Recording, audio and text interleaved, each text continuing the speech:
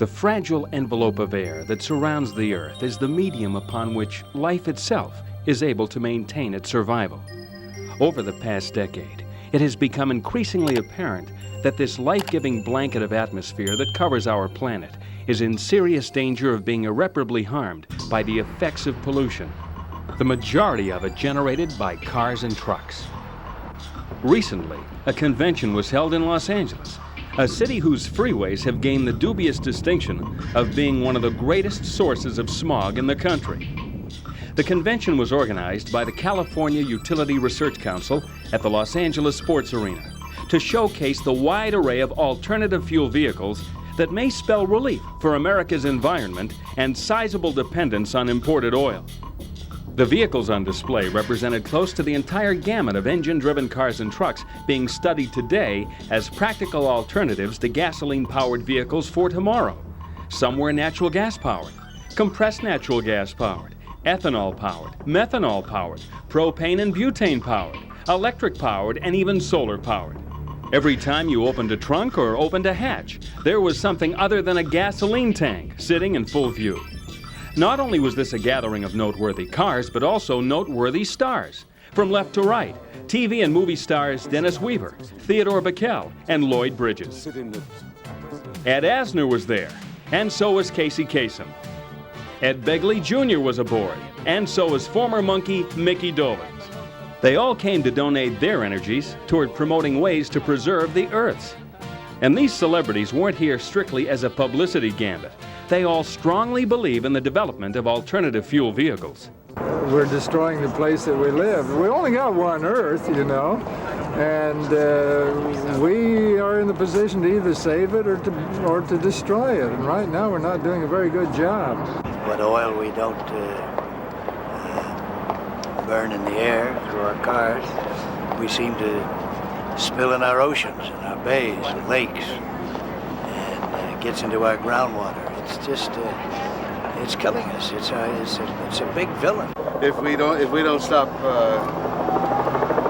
sucking on our gas pipes, we're really going to regret it. This has to be the way to go. The fun really began when the stars were invited to drive some of the alternative fuel cars through a twisty slalom course to evaluate how the cars performed compared to standard gasoline-powered vehicles. Ed Begley Jr., who owns and drives an electric-powered car daily, gave a mini seminar on alternative fuels as he took a turn behind the wheel of a methanol-powered car. This is a Ford. It's powered by methanol, and that's part of the answer to the horrible air pollution that we have here. Another answer, of course, a better answer would be CNG, compressed natural gas. Propane is better than methanol, and electric is possibly better than them all. Of course, you're quite limited by range with electric is the only problem.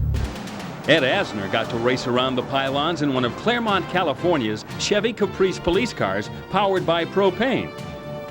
You didn't know Lou Grant was such a hot shoe, did you?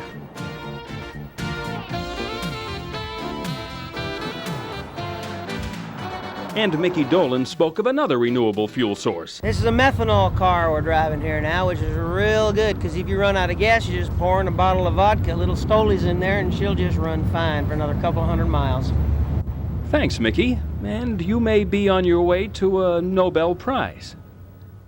Already, the effects of tailpipe emissions are showing up throughout the environment, and alternative fuel buses like this one, currently on duty in LA, are helping to reverse some of the damage.